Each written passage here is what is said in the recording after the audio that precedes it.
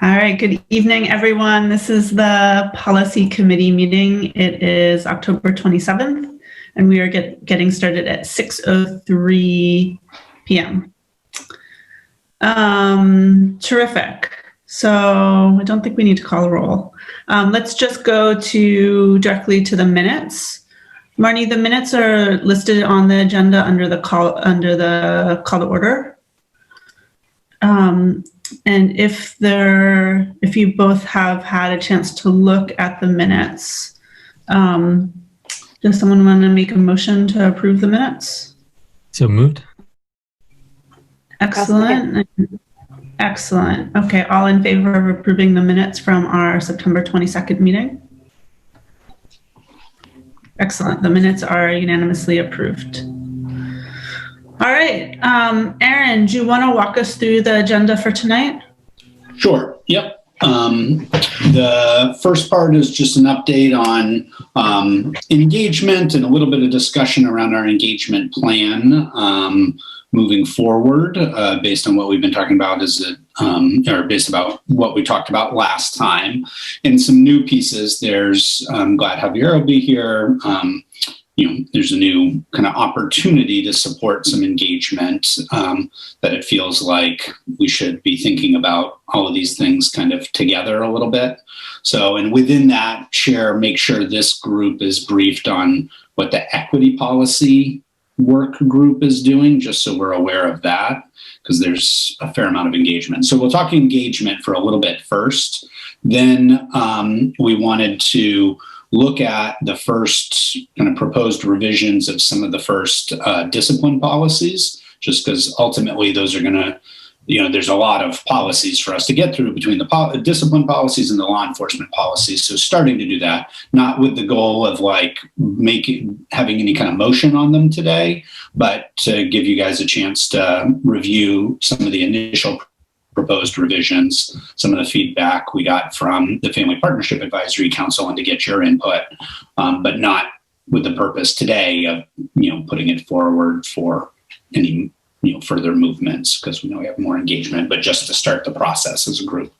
So that's the most substantive chunk. And then the last piece is a little bit of house cleaning, which is just getting back on everybody's radar where we left off with a couple of policies that we worked on pre-pandemic that kind of got stopped. And so we'll close with that to just make a decision about how we want to bring those back to the board. The policy committee has done their work on those. Those had been moved to the board, but just wanted to A, refresh everybody's memory, and B, make a decision about how we should move those forward given the upcoming board agendas. So that's just a little housekeeping at the end. Excellent. And welcome to the superintendent. Yeah. Hello. Okay. So I have Grace as an attendee. So maybe for this next part, I might have Grace come join as the panelist. So essentially just a quick update in terms of where we stand on engagement thus far is we did have our first conversation with the Family Partnership Advisory Council on Monday, the 19th. And so we looked at, primarily two policies, but essentially we shared all four of these policies that we're looking at here. So had some good discussion around that. I'll just give kind of an update on where we stand, and then we can dive in a little bit deeper from, Grace and Jake. And Roberto, you were there, the discussion with the Family Partnership Advisory Council. I have a follow-up meeting. So we committed to another follow-up meeting from there, and we don't have the date yet, but we'll engage further with them to look at some of the other policies. Then I've been in communication with Pius around an engagement with the Portland Empowered Parents, and so I'm scheduled to meet with him and with that group on Monday, November 16th. So that's another, kind of pending engagement. And still working at landing, kind of given what we'll talk a little bit about in a minute after we just hear maybe a little bit more about the Family Partnership Advisory Council, about just the broader engagement effort, and the multiple kind of groups that are pulling people together. So have yet to engage the students, but there's still students and kind of internal school leadership are the other two groups that I kind of have pending, and definitely we'll bring together here as we move forward and kind of clarify our overall engagement strategy. So it's been positive, and again, it was super helpful to have the Family Partnership Advisory Council meeting. Look forward to these other ones, and I feel like, for me anyway, I'll have more capacity to kind of move these forward, having kind of moved the harassment and policy discrimination, having moved that policy forward. So, Jake or Grace or Roberto, do you want to share anything? And I guess I see Nanette as well. Grace, do you want me to add Nanette to the group here? She can share. Nanette was there, right? Yeah. Okay. I think I just want to say that if the board remembers that we were in the Family Partnership Advisory Committee, we were working on 3 subcommittees, task force. One was on discipline, and another one was on communication, and then another one was on attendance. And we presented that information to the board, I think, before we closed down for COVID. And so this is just a follow-up on that, on the recommendations that the subcommittees, the subcommittee on discipline recommended. And Jake is actually the chair of that subcommittee, and so I will pass it on to Jake. Well, Jake and Roberto, I don't know if you just want to share any reflections. We'll get into the actually substance of the feedback when we look at the policies, so don't think necessarily we need to talk about the specific feedback, but just, I don't know if there's anything else from the meeting or your takeaways in general. I guess just overall that there was a good discussion around this policy and even some of the other reference policies and the work in general for it. It's generally, normally that committees discussions are lively. People are well engaged. So I know that it was almost like rapid fire suggestions at times. So again, I felt like running it through the Family Partnership Advisory Committee was productive in that, again, it produced a lot of helpful feedback. And maybe Jake can talk more about it. He was the one that was probably scrambling to gather everyone's voices. It worked well. I just add, by way of background, that the revisions that we're looking at today also come in part from the 2019 Center for Education Equity audit of 8 policies. And that they're also informed by, we presented last winter to you about a philosophy of suspension, and Dr. Reiger has been crafting that and vetting it through various stakeholder groups, and some of that language appears in these revisions also.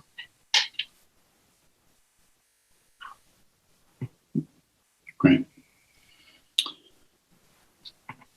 Any questions about the family partnership conversation? Well, again, we'll look at the actual policies and language and kind of what direction those are taking, in a minute, but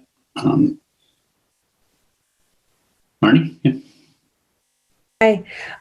My apologies for being quite MIA on the committee, but I wanted to, first of all, meet Jake. I apologize that I don't really know Jake at all, but hi, Jake. Could you just tell me your affiliation with the district? And Sure. Hi, Jake Eastman. I'm the assistant principal at Lyman Moore Middle School. Awesome. Great. I love Lyman Moore. Okay, great. Thank you. Me too. I'm the District 5 school board representative on the way out, and don't let the door hit me kind of thing. But I just wanted to ask also, I had been asked by a community member how to get involved in the Parent Advisory Committee, and I didn't know the answer to that either, so my apologies. But Well, Marnie, just could you direct that person to me, and we'll connect with the person.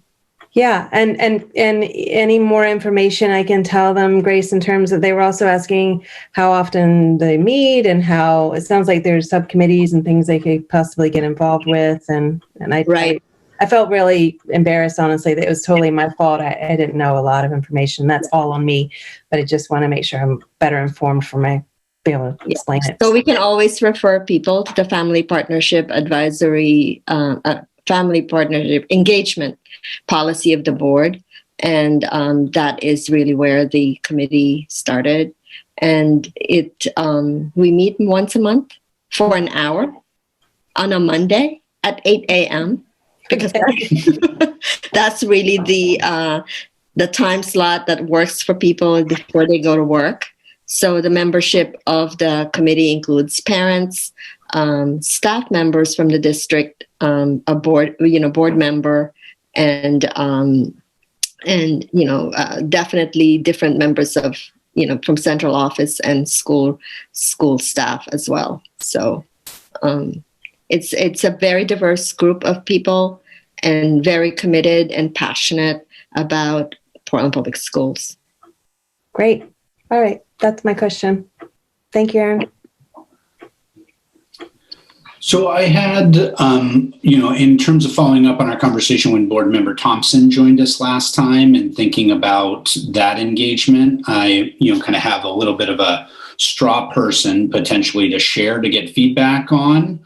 I'm wondering before I even do that, because we got updates about this potential grant application, whether it's helpful to hear about that before we have the conversation about this potential, the engagement we've been talking about, just to kind of put everything in context together. Javier, do you think that makes sense to kind of share with this group about the Thenelli May piece and what we've been invited to do there? We just received an invitation yesterday from the Thenelli May Foundation to be one of 3 communities in New England that they would like to support in advancing the Thenelli May's focus on racial equity, and particularly in light of the Black Lives Matter, George Floyd incident, and sort of making that a central part of their work. And they want to really work with communities that have the beginnings of the relationships that will allow for, a sort of a community-based effort to advance that work. And so for us, using using that opportunity to help us support the work that we're trying to do around changes in our discipline policies, as well as, our law enforcement policy seems like a good match. Pius and, Pius Ali, who you all know as a former board member, city councilor, but also the director of Portland Empowered, they're also a recipient of Thenelli May funding. And so that invitation was to us, but also, with recognition of that relationship with Portland Empowered, and also with Maine Inside Out, which is an organization that I know many of you know works in the juvenile justice and differential impact of interactions with law enforcement and the sort of what's been called the school to prison pipeline. So that's the work that Maine Inside Out does. And the 3 of us explicitly are mentioned in the communication from Thenelli May. So it was just last night, and I had an understanding that we were going to be getting that just from previous conversations that we've had with Thenelli May, and that Grace as somebody who also advises Thenelli May on some of their work, knew, but that was the first formal introduction that we had to it. So it's really exciting. You know, they're thinking somewhere in the neighborhood of $200,000 a year for 3 years to help us to support that work. So that's what we are. That's what we're looking at. And I see Pius is also in the audience. So you may want to promote him, Aaron. I just want to say also that Erika King is now a panelist, and Erika King is a parent, and she is a co-chair of the discipline subcommittee with Jake, with Dr. Giesman. And welcome, Pius. So, I mean, Javier, in what you understand about that now, and the conversation we've been having about, the potential engagement, kind of a restorative, equity-focused engagement, is what we talked about last time, specifically, around the experience people had in the decision-making around the SRO decision, right? How might the potential of this invitation from Thenelli May influence what we decide to do or not do around the engagement that we talked a little bit about last time, and we can talk more about, in just a moment, but just wondering the intersection of those two things, like what the potential. Yeah, I mean, I think the primary focus of the Thenelli May funding is for us to to do sort of a partnership with the community, and particularly with communities of color in our policy work. So I think that's where I see the intersection come into play, that we have an opportunity.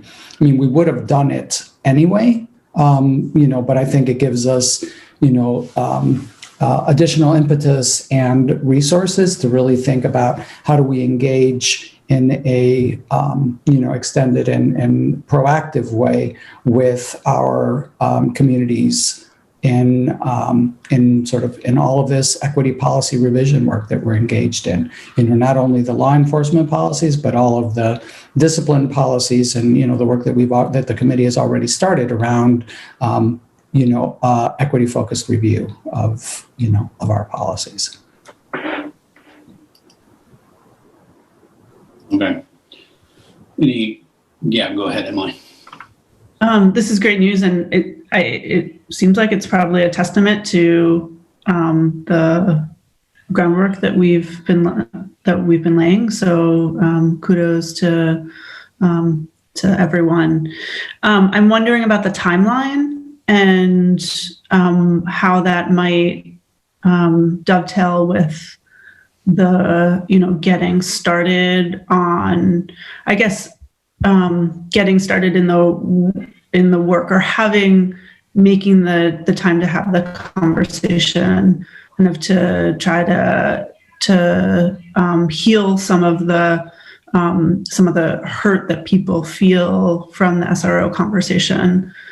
Because if the Thenelli May grant is focused on developing that engagement among communities of color, I worry that this is a little bit like the conversation about law enforcement. In part, we want to kind of acknowledge the kind of range of experience and feelings people had in a large part in the white community, right? So I wouldn't want that conversation to take us off. I wouldn't want that conversation to take us off focus from kind of what seems like this great opportunity with the Thenelli May funding. So I guess my question is twofold. One is the timeline of the grant, and is it fast enough that we could that it would be helpful in this conversation we've been talking about having? And then two, is it really on the mark, or do we want to have that conversation and then delve into this greater community involvement on our equity policy work. Yeah, I mean, I don't think that this should prevent us from moving forward with any of the work that we're currently doing. I think the timeline is fairly fast, so they're looking at funding in FY or in 2020. So they're looking at doing this quickly. The prospectus that we got calls for us to have a meeting with them sometime in early November and hopefully have the details worked out by the end of November. Obviously not all of the details, but the preliminary, what our scope of work would be, what our relationship is with our partners and things along those lines. So I do think that it works in tandem with the work that we're already starting to do. So I think it's important, and I wanted to sort of share this, but I don't think that it should be the subject of today's conversation, because there is way more than this piece today. So.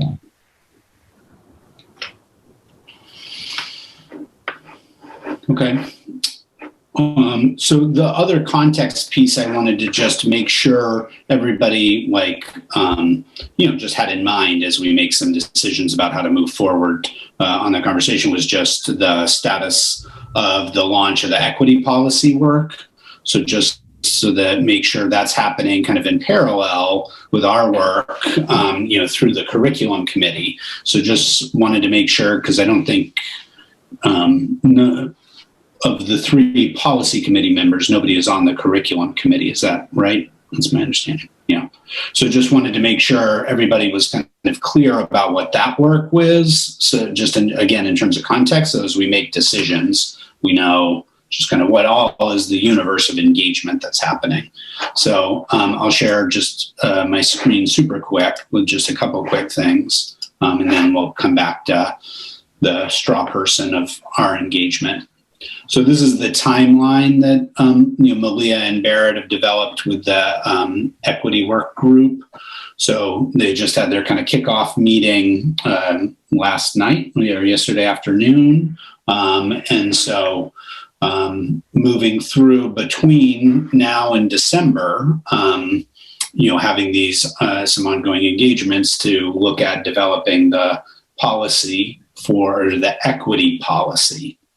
Right. So looking by the end of, the end of December is having it come out of curriculum committee. So that's the timeline. So it's happening kind of parallel here, just in terms of timeline.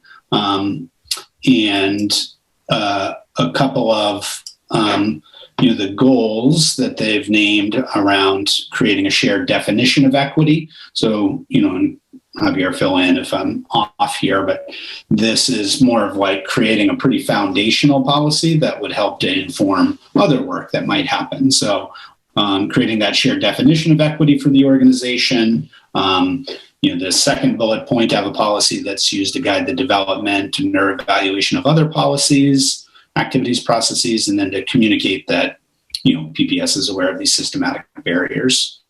So, that's the overall kind of goal of that work and timeline. So that stuff will be kind of happening in parallel over the next couple of months.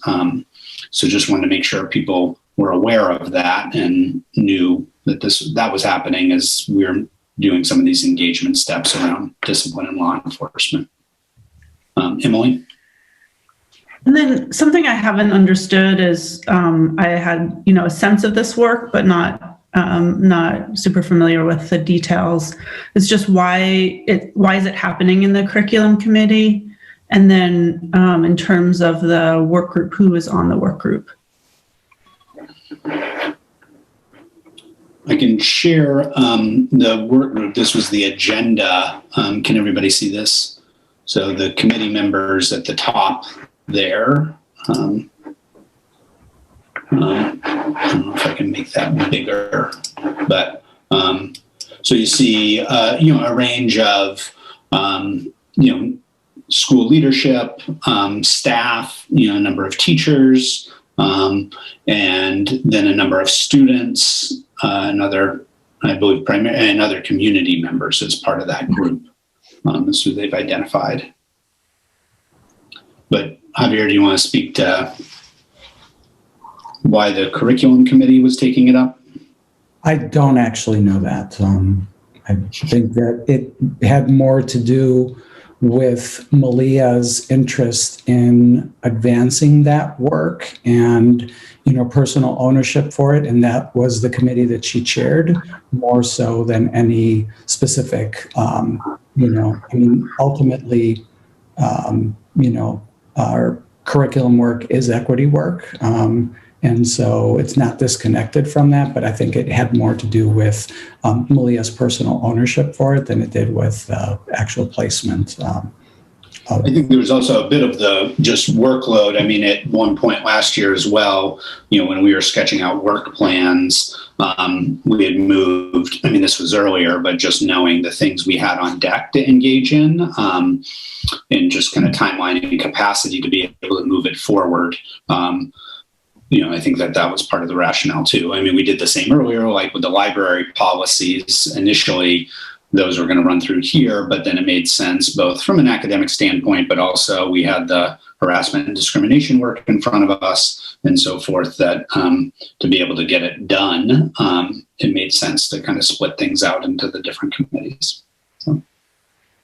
I think and I don't know if this was part of the discussion, but I want to say that at least I might have brought it up with Javier in one of our one-on-ones, but I think there was an interest to have the equity policy discussion absent all of the SRO work, and knowing that the law enforcement policies were going to come through the policy committee, having the equity policy go separate might have been part of that thought process. Again, so that it's had almost, I don't want to say like in a vacuum, but not in relation to the SRO work. I don't know if that was purposeful or not, but I do remember that coming up at one point. Marnie, I see your hand. Yeah, reading what you just put up there, Aaron, thank you. I'm not sure where this was, whether Emily was going with it or not, but in terms of looking at the policy goals, and the first one there, creating a shared definition of equity to define what equity means for the organization. And then the second one, to have a policy that's used to guide the development and evaluation of other policies. I feel a little bit like this putting the cart before the horse to be working on the policies we're working on even today before this policy gets set, mostly because particularly around the stakeholder engagement, I hear what Roberto's saying about, I think to separate the two is honestly a little disingenuous to think that, okay, we're working on an equity policy, but then we're also working on these policies and how to make sure that they're in alignment. So that's just my 2 cents. I think, again, a strong equity policy that has the clear definition should be first and foremost. And after reading Dr. Kindy's book and understanding the first piece of what you need to do is make sure you're speaking of both parties understand the definition that you're speaking from. This seems pretty critical to me. So that's just my 2 cents about it. Thanks. Just a reflection maybe, and then Emily, I see your hand, is that I think there is, with the timeline that they have to get to a policy by December, I think we've, and the superintendent, has spoken that it may take us, most of the year to get through. And we have a lot of policies to get through. Just the discipline policies is 8 or 9 themselves. The law enforcement related ones there's 12 of them, I believe. So the body of work that we have to do, I don't imagine we would complete before this was done. So I think it could, one way that we are managing kind of both of these things happening is just the timeline of when when the discipline or law enforcement policies might kind of come out of the policy committee to the full board for consideration. And I think with the quantity of what we have to take up, I would imagine that it's somewhat unlikely that we're going to be in a position to move those forward prior to, if the equity policy group, kind of holds to their timeline when they are kind of done and have landed their policy. So I could still see it being relevant potentially for us as we're moving forward. So, Emily, what were you going to share or ask? Yeah, I would say, it's helpful to understand kind of how we got to this point. I would say, given the urgency of all this work, that it makes a lot of sense to me that we're divvying up the work between the committees, even if it isn't maybe a very instinctual division. This makes sense to me that this has to get done, and it's all critically timely. I would suggest maybe when the work group brings the policy back to the curriculum committee, that maybe we do that as a joint curriculum and policy committee meeting, since we're the committee that would typically review policies, or figure out some other way. That I was just trying to think of some, a process that brings the policy committee into considering it without creating delays in going to one committee and another committee, which is not typically what we do. So that would be one suggestion, given that it's a policy and, policies do go through the policy committee typically. But I think given the urgency that it's terrific to see this work taking off. Tim? Thanks. Yeah, just another idea for how to sort of bridge this, different staff, different board members on the different committees issue that's being raised here. I guess maybe it's just on my mind a lot that the board is turning over in about a month, and so the policy committee and the curriculum committee will be reconstituted, and we could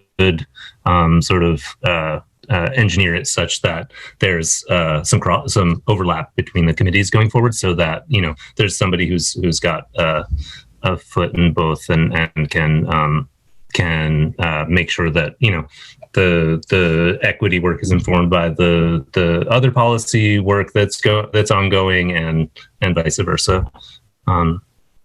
Just an idea. And ultimately, it's important to remember that, neither the policy committee nor the curriculum committee makes the policy, only the board does. And so ultimately, this is, a vehicle for bringing information to the full board to make a decision.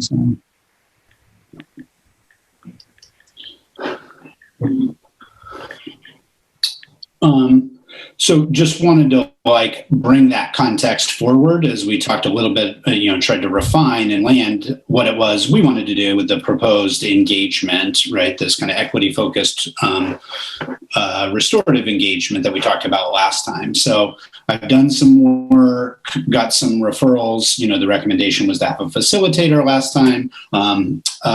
So have gotten a strong recommendation actually from Andy Wiseman Summers, who, in her prior role led and did a bunch of equity community engagement work. So she's referred me to a potential facilitator that could be available. Her name's Michelle Holt Shannon from New Hampshire Listens in UNH, and has done a lot of this kind of relevant work in the back, in other communities around New England. Probably would be December-ish. It sounded like November would be tight, but from there, she potentially could have availability. So that's not the only one to consider, but that seemed like a potentially aligned kind of person, that's done work like this before, so I can share that contact information and so forth. But I wanted to kind of tune a little bit of what we might envision this actually looking like. And again, this is just my understanding from our conversation last time is this is not an ongoing engagement structure, but is an engagement, right? Kind of hosted by the district, right? To kind of bring things together. So it's not a formally designated structure by the board in any, but it's us bringing together just community members for, again, equity-focused restorative dialogue. In the frame that we landed on, so the frame that we discussed last time was, how do we create an equitable climate? Thus, what is the role of law enforcement and what are the implications for our student discipline policies? So that big, broader frame was kind of what we talked our way to in the last meeting. And the outcomes, so tentative outcomes, and again, this would be a place for feedback, would be one, potentially an outcome around relationships, a bit of a restorative outcome around relationships across community members. And then the second outcome being a little bit more, kind of informative for our policy revisions, which is broadly what might be guidance or kind of guiding principles for, promoting this equitable climate and how that's represented in our student discipline and law enforcement related policies. So I think that means we wouldn't be looking at wordsmithing policies, but just out of the discussion, what is kind of the core principles we would want those policies to uphold. And so that would be, some level of, kind of information to guide this group and this committee and the revisions we, might ultimately adopt. So those as potential outcomes. So from there, I was wondering a bit about, and struggling a little bit, given I could imagine lots of ways this happening in person. Struggling a little bit with how we think about this in the Zoom context. I think once we identify the facilitator, there would obviously be work there and kind of guiding recommendations about how to structure this in that kind of way. Because, where I'll start and then people can react to this, which was, that it could be some level of, focus group type fishbowl webinar experience that we would potentially have 20 to 25 people, which again seems like a lot even at that to manage on a Zoom, but it would feel like it might be hard to have fewer than that given the kind of diversity of in range of stakeholders we might want to invite into the conversation. And so, we kind of host and have some discussion prompts, that we facilitate through by having folks kind of in that. And then it's a public engagement that other folks could view. So it's not that everybody, we end up with some public meeting with hundreds of people in it, but, we identify some folks we want to invite to be panelists in the conversation, but then it could be viewable for everybody. And there could be a way that we're able to, collect input from, folks in the audience and so forth and reactions and that kind of stuff. And with that, thinking about who might be the potential, folks that we would want to invite into the conversation. So, thinking about parent groups, thinking about who was active in the conversations before.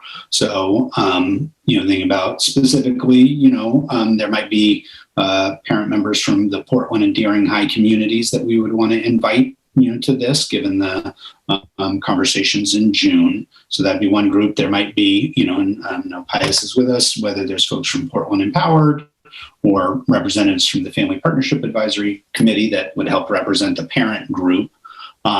We talked last time about potentially a couple of the community partners that have been a part of this dialogue and might be helpful in deepening our understanding. So that was the ones we've named there were ACLU and the Cutler Institute, who had done the, all the SRO work. Potentially a handful of staff, a few identified staff folks, again, kind of prioritizing high school staff to some degree, given their relationship and experience to that work. But there might be others. I was thinking specifically potentially of social workers who may want to, we would benefit from in that conversation. And then a couple of potential students. And, we could potentially start with student board members or some of the YEP leaders as, potential folks in that mix. So we don't need in this conversation to get to like specific individuals. I think ultimately I'll ask you if you do have people in mind that you think once we land on the structure, that we should be inviting, but curious just for feedback on how that resonates with what people might have been imagining this engagement might look like. So, Emily? I like that panelists structure with the broader community able to participate in, to view it and participate in some way. I think that could make a lot of sense. I do think that in terms of the panelists that we should really, I don't know, maybe, we should, most of the panelists, if not all, should be people who were engaged in the SRO conversation. So for instance, around the students, we should have at least one of the students should be a student who is leading the petition to keep SROs, for instance. So just with to the extent that the conversation is restorative, it feels like we need to have some of the key folks on, who represent the diversity of viewpoints who represented the diversity of viewpoints in the SRO conversation. And that maybe to some extent, it's not necessarily for us to pick, but, for instance, like board member Thompson has been, very interested in helping to organize this. And I would love to go to, I should have thought to have her as part of the conversation tonight, but I didn't. So I will follow up with her, but it might make most sense that, she's active in working with a few of the folks who are kind of leading the effort to keep the SROs, to identify some of the panelists. So to make sure that the conversation is really centering the experience that people had, and also allowing for for the broader community to participate. So I think I like the way this is going, for sure. Okay. Any other reactions before we, and given what we said, it sounds like we'll move. Anyway, any other reactions to this kind of straw person before, so that then can run with putting it, doing the work to make it happen.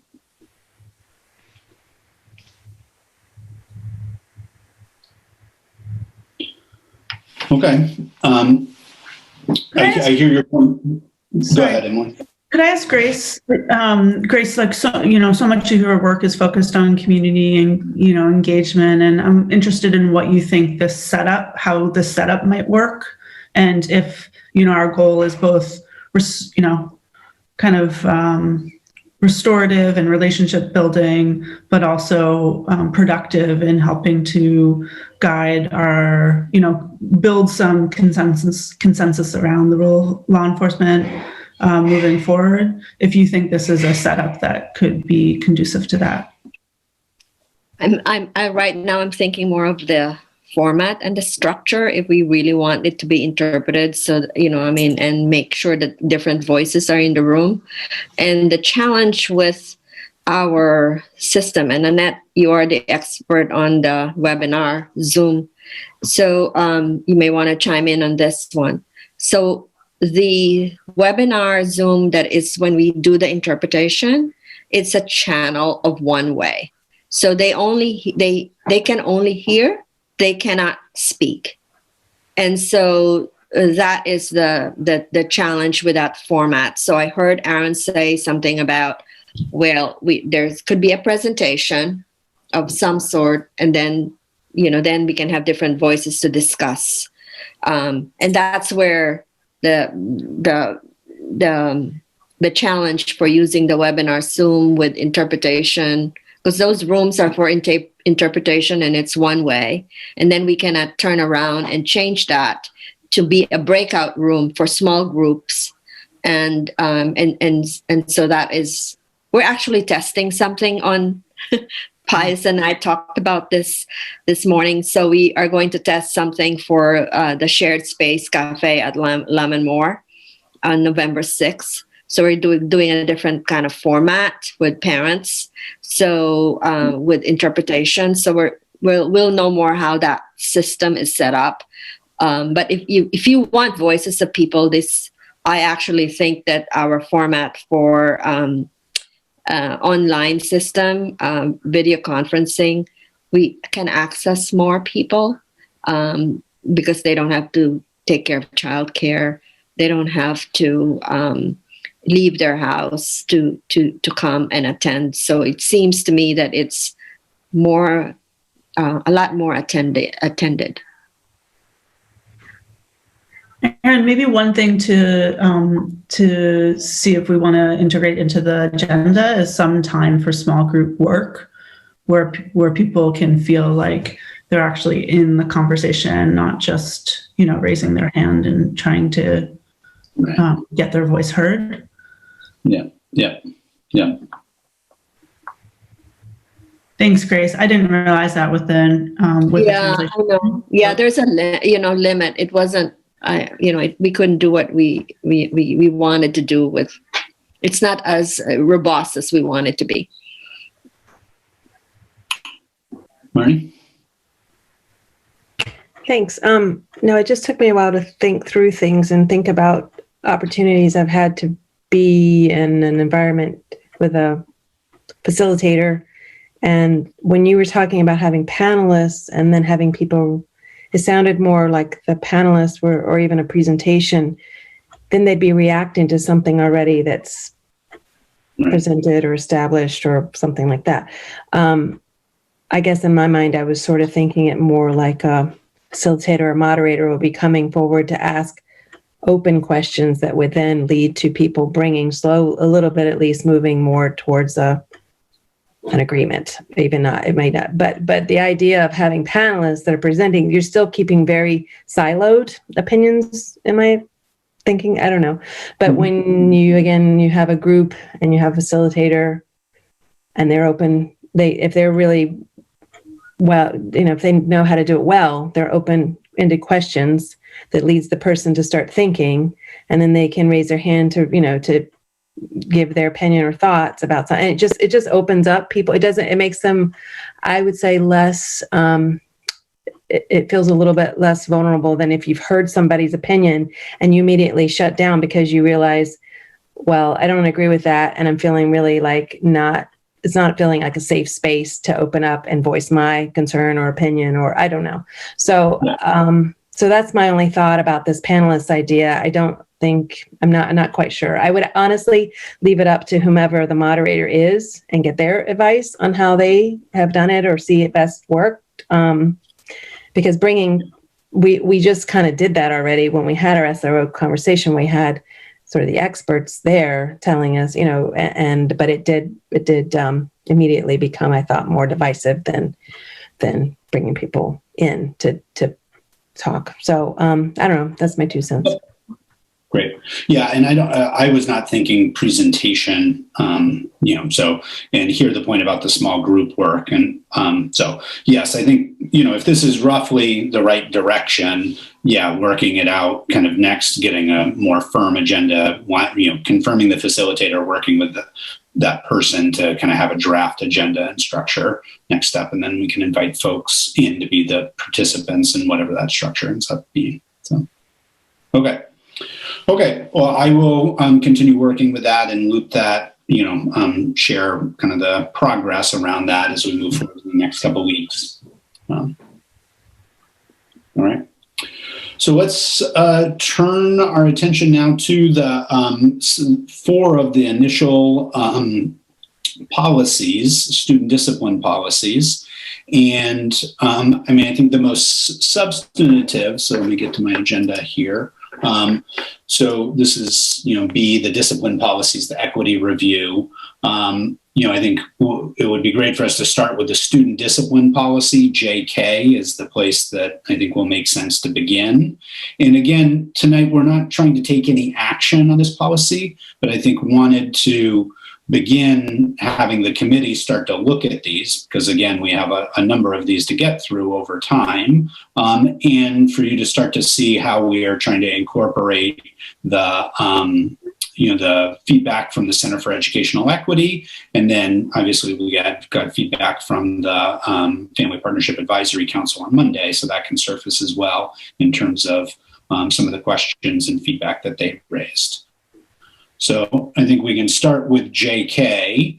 And again, want to give a huge shout out to Jake for helping kind of partner with me in this and really doing most of the work in terms of trying to synthesize what the CEE feedback was and try to apply that to the policy and do that consistently, because a lot of their feedback, if you remember, was like how to be consistent in structuring the language across, a number of these sets of discipline policies. So Jake, do you want to, so I can bring up policy JK, but for us to look at, it's attached here in the agenda as well. But I don't know if there's anything by way of kind of intro in terms of how you took a stab at your revisions based on the CE feedback that you'd want to share as a starting point.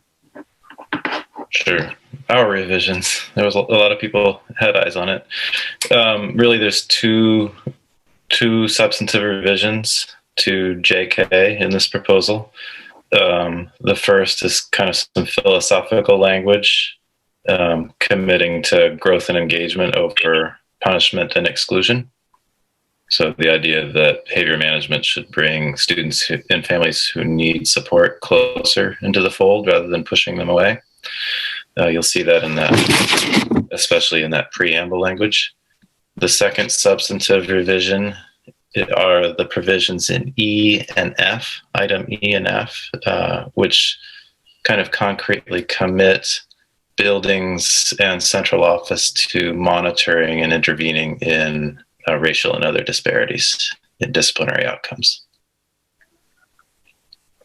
So maybe we'll give folks a minute to kind of review the policy. Would that be helpful for committee members to take just a moment to review the language and the proposed revisions, and then we can respond to questions and feedback about where it stands.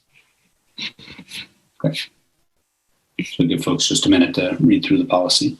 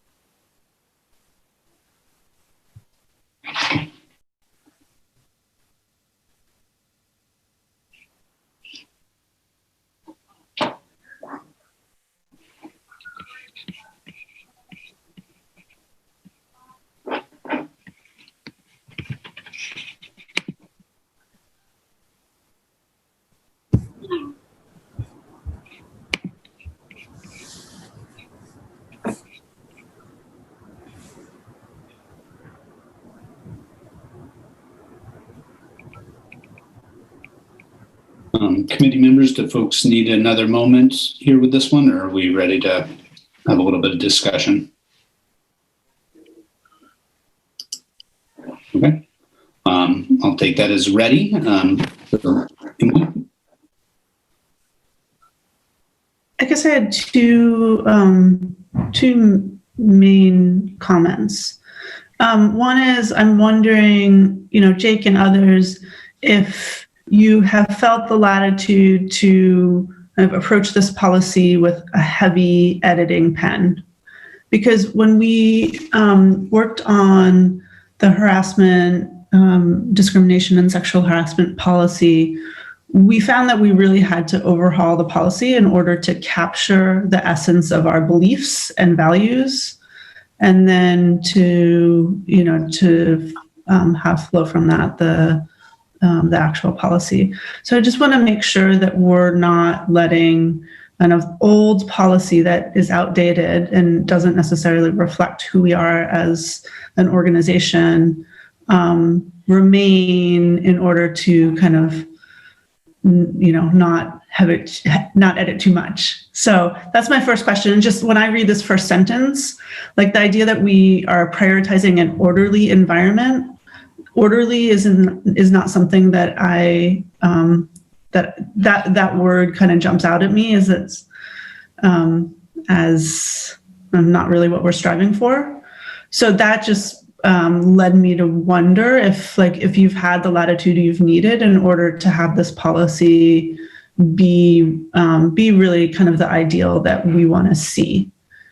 And then I'll just say my second thing, my second kind of major piece of feedback after taking a look at this was just I really appreciate the setting up the reporting, but I would also like to see that reporting to be required at the board level as well. The annual review. I'm not sure if it says annual. So we should specify if, yeah, it says annual.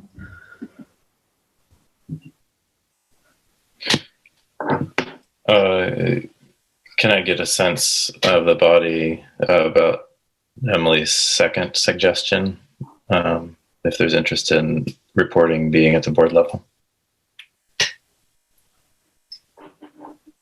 I was also going to check in on the reporting piece. I think raising this to the board level is a great idea, and I think that was something contemplated in the SRO not policy, but the resolution. Yes, thank you. So I think that is important. I guess I also think that an annual cycle, I don't know. I just wonder if that's too slow a cycle for this monitoring. I think it probably at the board level that's appropriate sort of timing, but I wonder if something more on like the trimester or semester level might be more appropriate for the administration to review. I don't know. Those are my thoughts on the review cycle.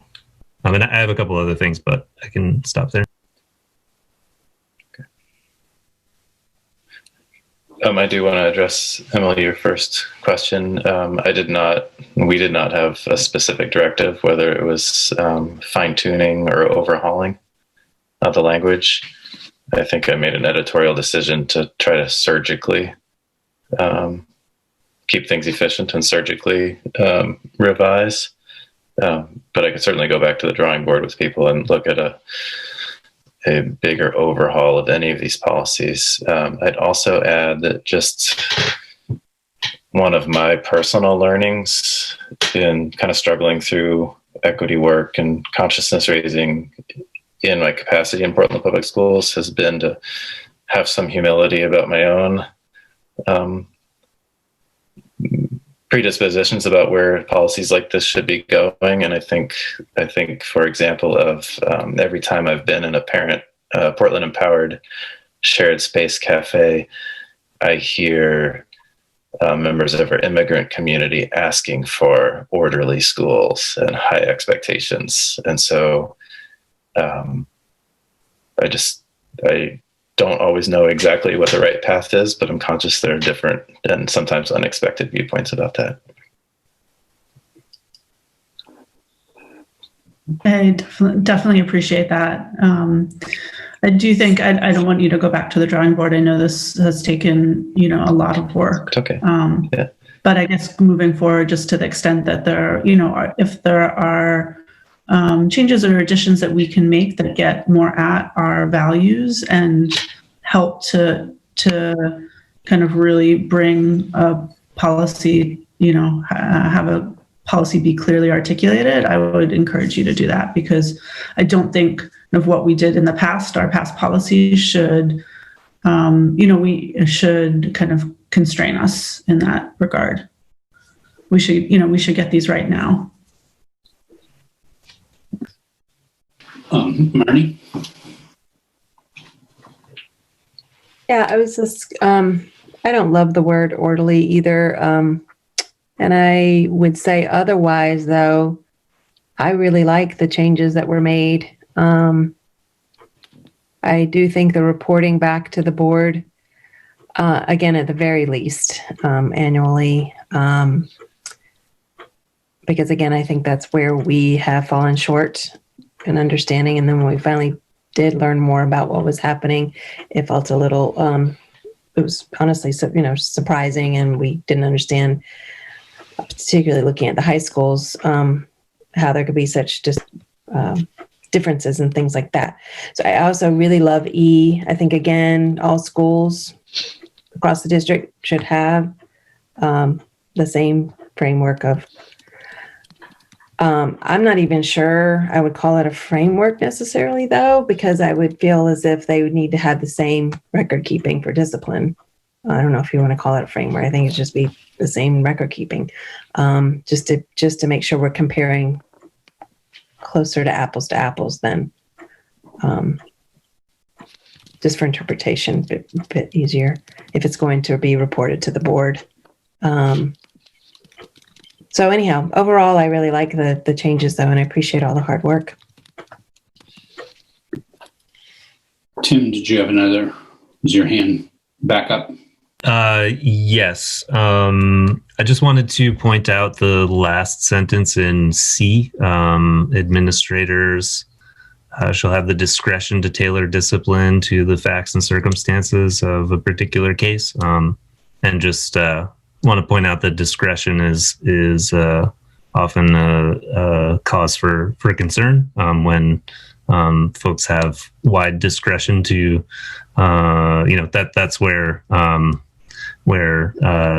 problems can arise. So I don't know that needs to change or should change in the policy, but I think I just wanted to call that out, that's something to watch out for is discretion. Whoever the decision maker is, that discretion can be a chance to introduce the disparities that we see in the outcomes. I also, there's a section about not withholding physical activity right down towards the bottom of the screen here. I guess I thought in the parentheses there where we say including physical education, I thought maybe we could just call out recess as well. I think that is sometimes used as a form of punishment to the withholding of recess. And if we want to make sure that that's not the case, then let's call it out explicitly there. And thank you.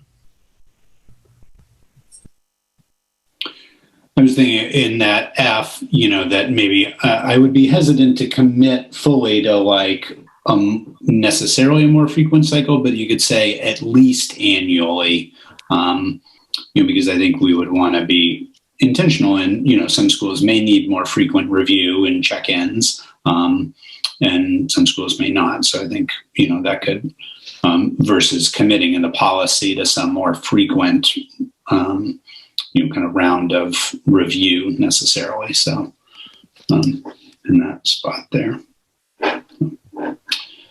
Okay. In practice, Aaron, this is your title that's called out here, the Assistant Superintendent for School Management. How would you imagine that you would review this data? Would you plan to just wait for the data to come in for the year and then? No. Mm-hmm. No. Yeah. I think schools generally, have been, and I think, we're building our routines around this, setting goals around this in terms of their school success plans. So there's, they have measures that they're kind of monitoring towards. So I look at it regularly, depending on the need, having conversations about that, are suspensions spiking, for whom, what's happening. And then we are, building routines of having mid-year reviews with schools where they're reflecting not just on this data, but just on their school success plan in general. So I think we have a variety of structures internally that we're trying to build capacity around. It's an area of growth for the system to have these kinds of routines where we're setting goals, reflecting on progress, with regular cadence to be able to just continue to refine and tweak our strategy. So yeah, I feel comfortable that we have some routines in place that bring us closer to this data on a more regular basis than annually. It's not like I set it and forget it.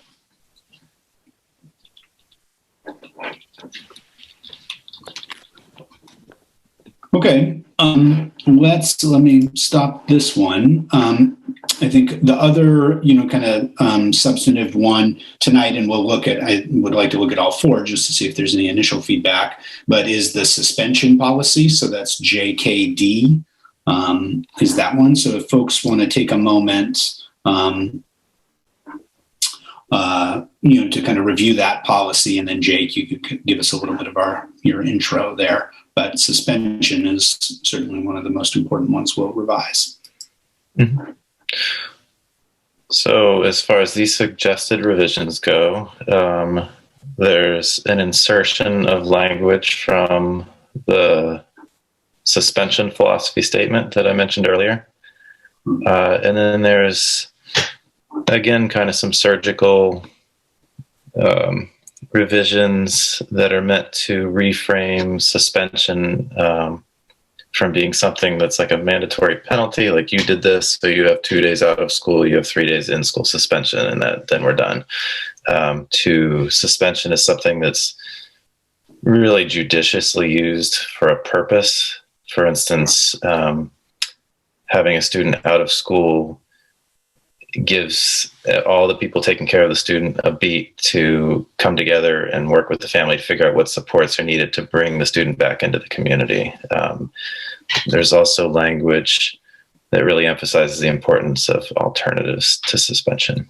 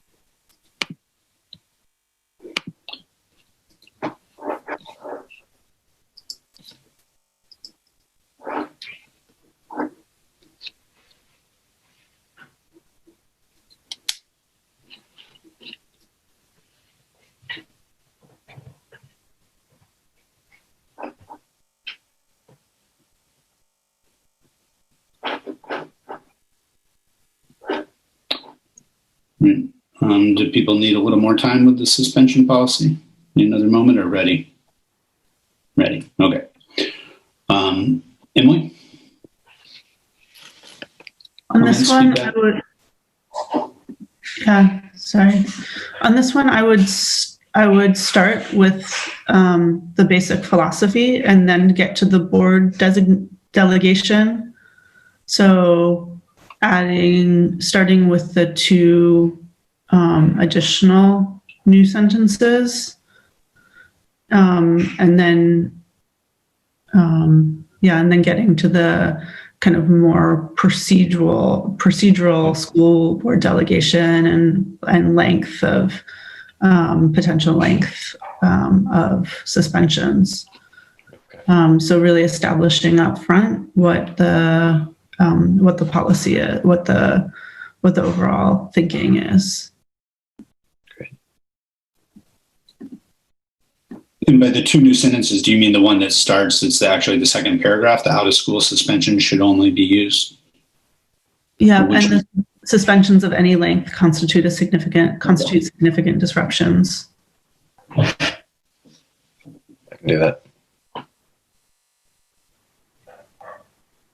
So then we're just leading with that as the framing, the overall framing of the policy.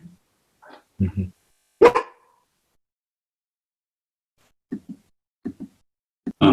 I may acknowledge here, we're looking at, and Erika, if you're, feel free to weigh in on any of this, Erika, as well, please. Looking at whether it's a state requirement to have that suspension period be that long of not to exceed 10 days, and whether we would want to consider, if allowed, by statute or, flexibility of having a smaller window for suspensions. So that's an issue that got raised in the Family Partnership Advisory Council that we're trying to understand what flexibility we might have on that and how we want to consider that. Yeah. Thank you for the invite. I would just say that that relates to Tim's comment, which really resonated about that section C and the last clause and discretion, and where the implicit bias can sort of really creep in to get to those disproportionate outcomes. And so up to 10 days seems like another one of those windows that's a really lot of lost learning time for the exact population that we are talking about, educational disparities as well. Or I would suspect that there's a lot of crossover given what I've seen of the data. So if we're going to talk about 10 days of lost learning time for a group that's already compromised in equitable outcomes, the 10-day thing seems out of alignment. Thanks.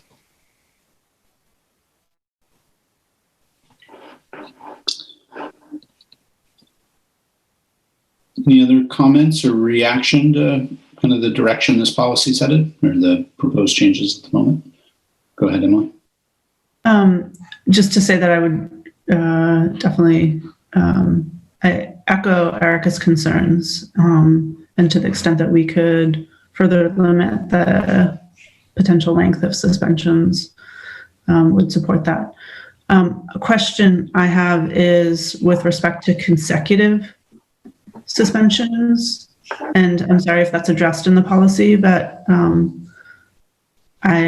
is that addressed in the policy? I might have missed it. I have only read it fairly quickly. What do you mean by consecutive suspensions? So maybe I'll just ask the question of it.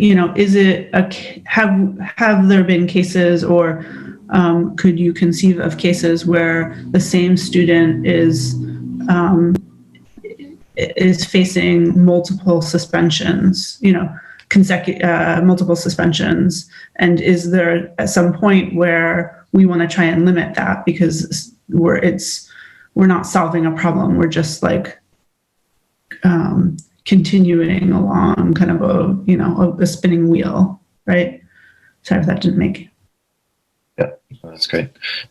Special education law limits it to 10 cumulative before it triggers a manifestation determination to see if it's related to the disability. I don't think there's any rules around regular ed, but that's something that I think a level of clarity we could add to this policy about single events versus cumulative over time. Yeah. And I wonder if, more than 2 or 3 events kind of triggers a greater kind of a team of people that come together and figure out if there's different ways to look at it or something of that sort. So I wonder if there, that kind of goes towards something about reentry, a little bit more explicit about reentry from suspension, because I know that, the schools have practices around that often, and I wonder if the language, if we're not getting to like absolutes, but, I'm thinking about language similar in truancy policy or things like that, where it invokes the need to, have student success teams and, some of those intervention structures that are kind of being engaged when multiple, suspendable offenses, are happening. Marnie, what were you going to go ahead? I would definitely agree with what Emily was talking about in terms of I'm not even sure if, in my mind, it would take multiple suspensions before you would need or want to put together a team of whether involving social worker, the students' teachers, just some way that there's a support system. I mean, and kind of merging this a little bit more with our social emotional, so that a student, even who needs to be suspended, has a way that somebody's working with them then before they even have to determine the length of a suspension. Do you know what I'm trying to say? Kind of like an IEP situation, but this would be for, I mean, I know that that would take a lot of staff power potentially, but before we already go to a disciplinary suspension, there would be another interim step of Yep. And potentially just, again, how these policies kind of like relate to one another. I wonder if there's, I can't think of it off the top of my head, but, language to that effect as well, and just the overall student discipline one, of kind of communicating expectations of some of that before it gets to suspension, right? But, suspension can happen for, yeah. These are helpful comments. Great. Anything else on this one for now? Again, I think, process-wise, we'll take this. We have obviously some other engagement that we'll want to do before we're bringing back like formal changes to, or another round of changes for kind of formal review and potential committee action. If there's nothing else on this one, let's go to the expulsion policy quickly. So that's JKE, and the two remaining policies tonight are both about expulsion, which is a vanishingly rare event at Portland Public Schools. I have not proposed dramatic revisions here. JKE, I'm simply on CEE's recommendation, making sure that there's adequate provision for translation and interpretation. JKER, there is something a little more substantial that we could discuss.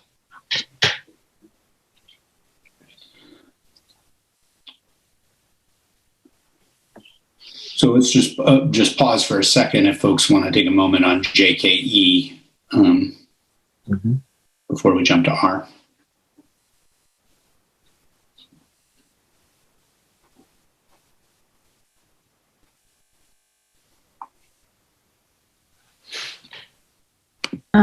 I wonder if we want to start this policy with a similar statement of principle of expulsion being, an act of absolute last resort and not consistent with, what we want to see as an outcome for our students. Where we're, asserting the positive of, so not to wordsmith, but again, just like starting kind of with more of a kind of mission statement that articulates our values as an organization. Maybe it's not needed in this one, but still might be helpful. And then, sorry, I see that Tim has his hand raised, but I do wonder if we want to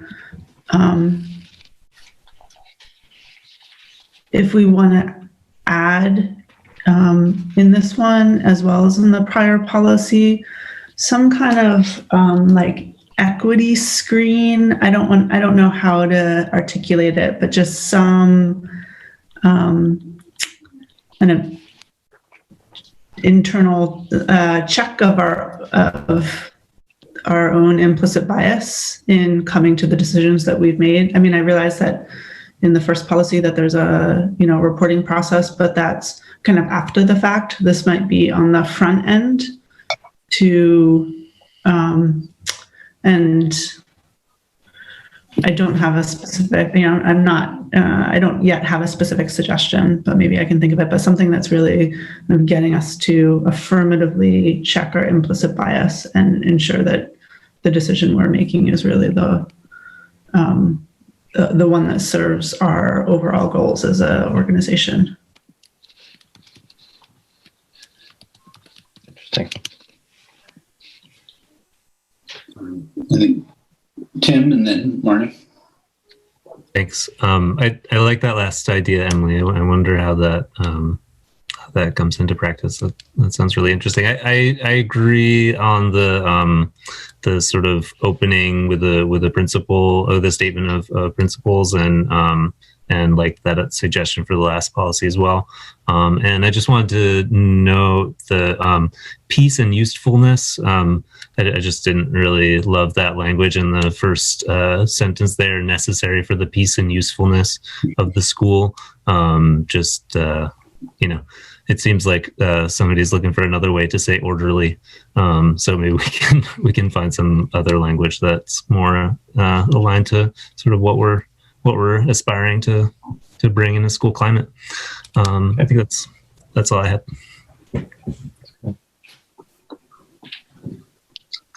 Marnie? I was going to say what Tim just said, and I do like Emily's suggestion about, and honestly, it kind of, this is where it dovetails in my mind around the equity policy, that some language there would then be put in some of these other policies potentially. But the other thing I caught was the number 1, where it said to the parents/legal guardians of those students. A couple of previous policy we looked at just said parent/guardian. So I just want to make sure we're staying consistent, whether we're saying legal guardian or just, the consistency there was all I noticed. Thanks. Javier? Just a note, not that it can't be changed, but the peace and usefulness language is statutory language, and I think that's the reason that that's included in there. But that doesn't mean, that it can't be changed. It just would put us, outside of what is statutorily the language that we would need to use, for example, if expulsion were to move forward and a parent would to bring it to to a legal setting, then we would be, using that language. So that's the standard that the statute holds up, and that okay, got it.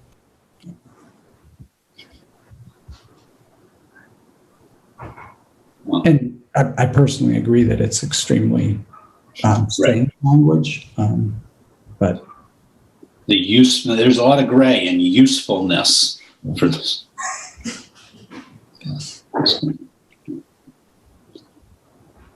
Okay, well, let's just take just a quick look, and since Jake flagged on the reentry guidelines, again, the procedures aren't necessarily always something that we move forward through for approval, but I think useful to see it all kind of in the package of everything here today, at least for discussion. So let's look for a minute at JKE-R, and then it goes along with this. And especially direct your attention to the 2 comments that start with CEE, because those are recommendations from CEE that I didn't feel like I had the expertise to say whether or not we should be acting on them.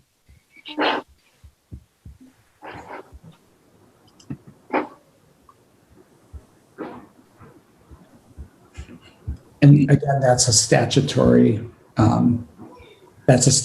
requirement that there is, which is different in different states. And so In Thank you. Maine, only the school board can expel. So otherwise it would mean that we could, that I could expel, or, that you could expel, and then only if the parent appealed it would it be allowed to go to the board. And that's clearly not allowed in Maine statute. Thank Now, you. I believe, and this is where being in multiple states gets confusing, I believe that the statute here does allow a board to make a decision that they do not wish to hear any expulsions and delegate that to the superintendent. And I know that that is not the intent of the board, hasn't been the intent of the board, and I would not recommend that it be the intent of the board.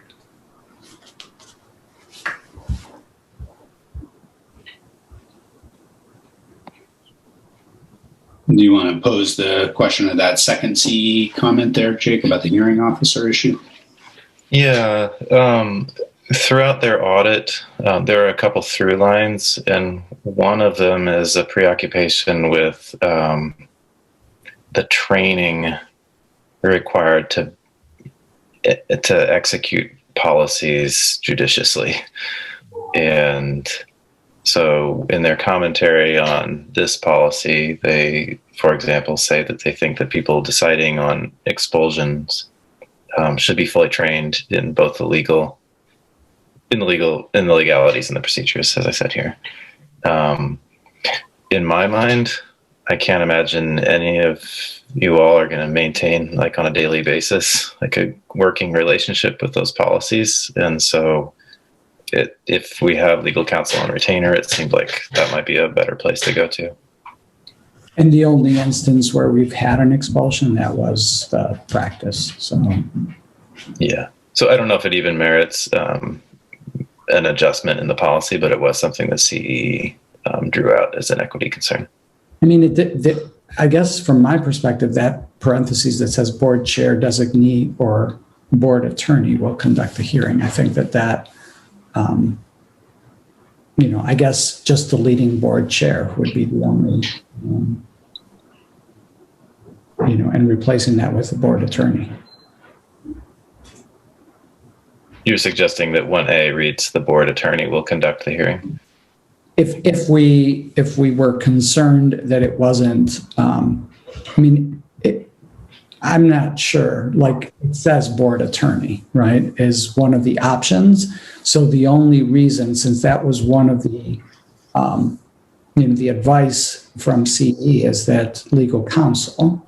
So that's the board attorney. So in my mind, the only thing there is that, we wouldn't want the board chair to be the hearing, so that we would want the attorney to conduct the hearing. Again, I think it's somewhat perfunctory in our, case, because we don't have, a large number of these that are going, in front of the board on a regular basis, and the board chair may have, tons of experience and feels that we could save a buck or two by not bringing the board attorney to the meeting. But otherwise, in our scenario, I don't see any scenario where the board chair would say, like, I'm just going to run solo on this one. We don't need. Okay. Marnie and then Roberto. Go ahead, Marnie. Thanks. I was just going to say, it looks okay to me. I would just, under the BE, the school board and the student, I would just strike his/her, just put and student at on expense. Excellent. And then, just building on that too, I wouldn't just assume the binary. Mm-hmm. Right. Yeah. Yeah, we haven't done a review for pronouns and things like that. I should have caught that. Was that it, Marnie? Oh, I'm sorry. And just checking again, legal, when it says legal guardian, 2B. I mean, honestly, I don't know how much we check whether a guardian is legal guardian. I mean, legally the guardian of the student or not. I just don't want to, if we're being careful with our wording, just make sure at least consistent, but I don't know the answer to that, whether we need to always say legal guardian or just guardian. We definitely do. If somebody, we need to have documentation of their relationship. So, okay.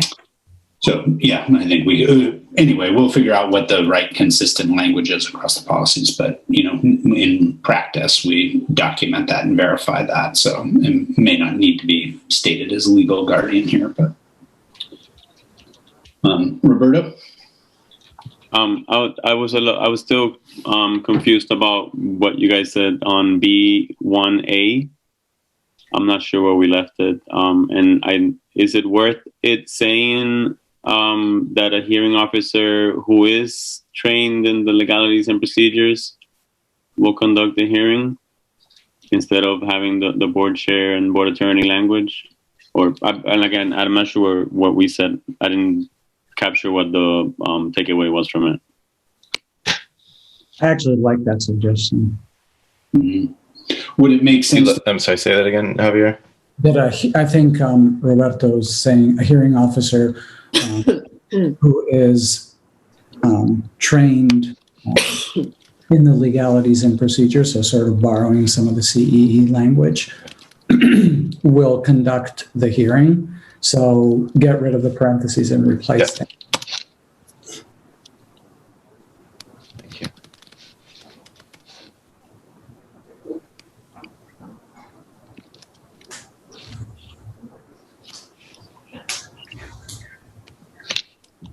Okay.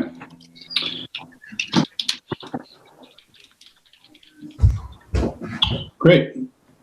If there are no other comments on this one, this is super helpful to begin kind of digging into this work. I know we've had this for a minute, so appreciate Jake for helping to get us move these forward to this stage of the game. And know we have some more work to do and another batch of policies, but I'm glad kind of as a committee we're finally digging into the actual policies after kind of trying to take stock of the CE review for figure out how we wanted to manage that.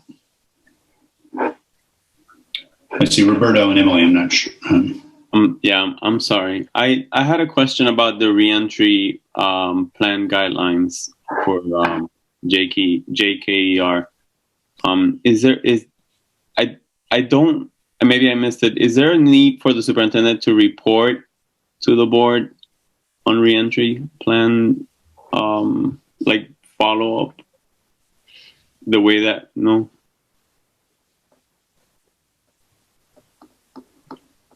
Javier, what are your thoughts around that? Because you know how if there's a need for there to be a reentry plan, kind of seen, it just happens so rarely, so it's hard for me to even think of what the right question is here. We can talk about it later. And for that matter, anybody is. Actually, I don't know what the open meeting law says about this, but I'm in general open to hearing suggestions about these policies as I work on the next round of revisions.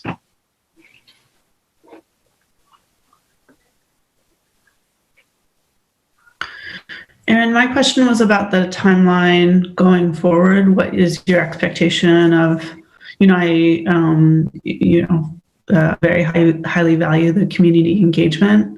Mm-hmm. So, I prioritize that over, over getting these policies finally, approved by the committee and then to the board. But I'm wondering what your expectation is of when we would consider and vote on them in the committee. Let me see. Let me get my own little timeline out. I think with the timeline that we have for the engagement, that it's going to be hard for us to bring these forward for votes, nor should we, right? Prior to, the turnover. So, at the earliest, I would imagine it being December for some of these, if not actually January to move them out if we're going to have gone through some of the additional engagements, have had the kind of larger community engagement that we talked about earlier. That's the focus kind of for November and December. I mean, we began that some in October, but, it would seem kind of, and that would align with the equity policy stuff as well. That may be the additional rationale. If we have the equity policy language by December, then we have that, I think we can be working concurrently and aware of the development of that work. So it's not a surprise by any means, but then, it may make sense for the committee to formally take action in January, say, on these. Great, that sounds very reasonable. And just to say, a huge thank you to Jake as well as to Erika for all your work on these policies. I, just have a sense having worked on the harassment, discrimination and sexual harassment policy, just how much work and thought goes into it. So it's great to see how far these policies have come already, thanks to your work and leadership. So thank you so much. All right. Thank you, Jake. Thank you, Erika. We'll look forward to more of this work together. So our last agenda item for tonight is just a little bit of house cleaning for the policy committee, which was 2 policies that we had approved. So folks, everybody's welcome to stay in this conversation, but we had approved, the policy committee had approved JLCD, the Administration of Medicine and Medical Marijuana policy. And we had brought that forward and actually had a first read at the first March. Let me double check the memo here. In March or February 25th. Okay. So we'd had a first read of that policy, though we didn't have a workshop at the time. So, the committee had voted on it. We'd moved it forward, had just kind of the perfunctory first read of that policy. The committee had looked at and reviewed and approved policy ADC, which is the tobacco use and vaping policy. So the committee had approved that as well, but we had yet to agendize it for the board because we'd approved it at our, kind of last meeting before shutdown, our last policy committee meeting before shutdown. So I just wanted to bring these back to the committee's attention, right? That these are kind of dangling for us to kind of finish off and just to get a sense of, kind of agenda wise. And, this can be a conversation somewhat for, I don't know if for Javier and Roberto as they're constructing agendas, but just to kind of name, we have these 2 to kind of clean up and move through for kind of final approval on. And I know at our next meeting on November 3rd, we already have a workshop scheduled around buildings for our future stuff. So it's also election night, but so anyway, just wanted to bring these back, kind of dig them up out of the archive and just remind people that we had a little bit of unfinished business here and get any kind of consultation about, when and how to put these back on the agenda so we can kind of finish this work.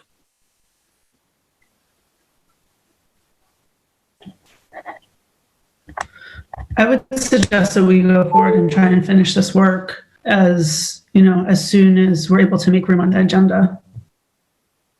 Yeah, let me discuss with Roberto tomorrow because we are, obviously dealing with a strange date for the board meeting, and so I don't know that we could do 2 workshops. One is a fairly substantive one, but otherwise we've tried to keep that agenda fairly open. So I personally would be fine to have them on as a first read, and then we would do a workshop on them, at the beginning of the meeting before it was up for a vote. But, we can talk about it tomorrow for that to figure out. Okay.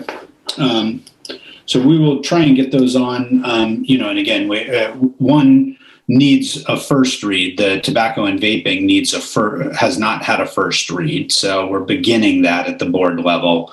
The JLCD, the Administration of Medicine, did have a first read in February. So they're kind of two different points. But it's sort of like my chemistry book in college. The read was so long ago that I don't know that I remember that much about it. Yes. But maybe we can get them to the same point, let the board know it's coming. And anyway, I will let you all figure it out. So, okay, then, sorry, the last thing is just kind of confirming our November meeting. It's just kind of the last order of business. Based on our usual cadence, that would mean it would be Tuesday, the 24th. But that's not a board meeting, correct?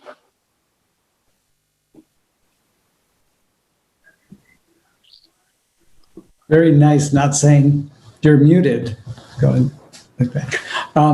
It's the 17th is the second board meeting. Right, okay, yeah, I had but obviously that's the Tuesday of the holiday week, so we launch off into the Thanksgiving break with a rousing policy committee meeting, certainly.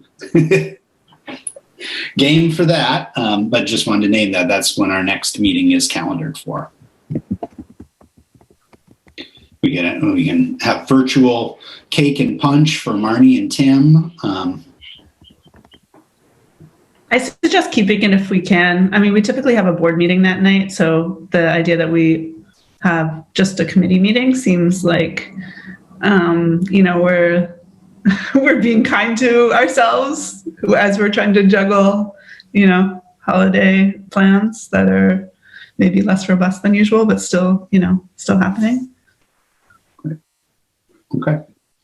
Sounds good. And, I think agenda-wise, this, main substance will be looking at certainly at least the second portion of the discipline policies. So that's kind of where we're at process-wise. So. And if it doesn't work for the broader group, just recognizing that brings Jake and Erika and perhaps others in, then, maybe we can look to a date earlier in November.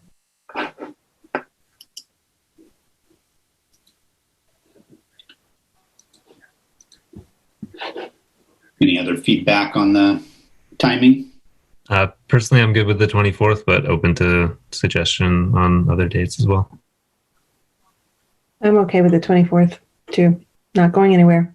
I mean, one idea, and we don't have to do this now, but one idea just for you, Aaron, is that we could see if we could do it on the 23rd. Just thinking that maybe that makes it a little bit easier for people who maybe, right. Yeah.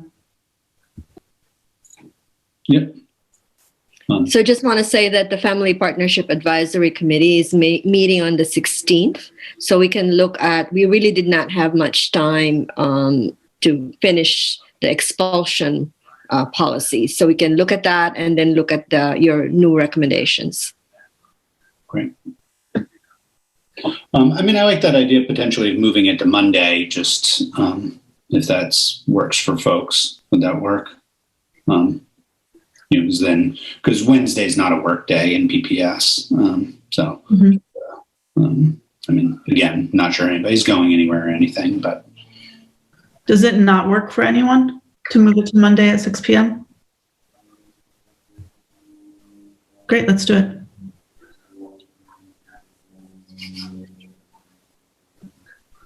It doesn't work for you, Superintendent?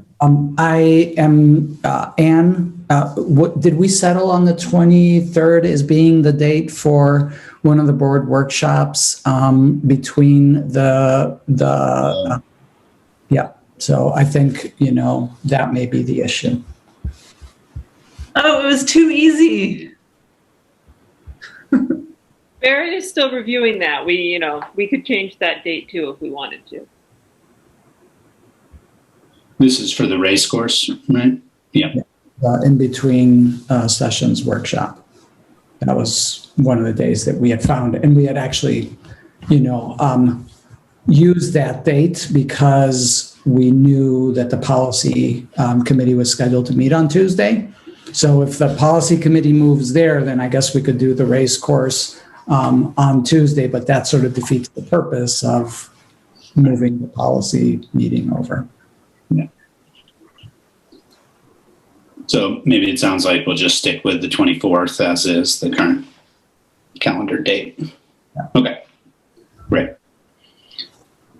If for whatever reason the 23rd comes back as a date that Alberto and Fiona and Barrett can't do, then we could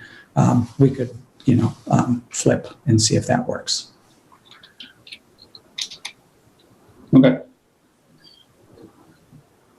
Great. All right. Well, Aaron, thank you for all of this. I think unless there's anything else, we can take a motion to adjourn. So moved.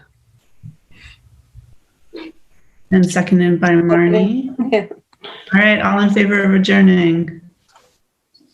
Terrific. Aaron, thank you so much. Thanks to everyone who is joining us today. And we are adjourning at 7:48 p.m. Have a good night, everyone. Great. Good night, everybody.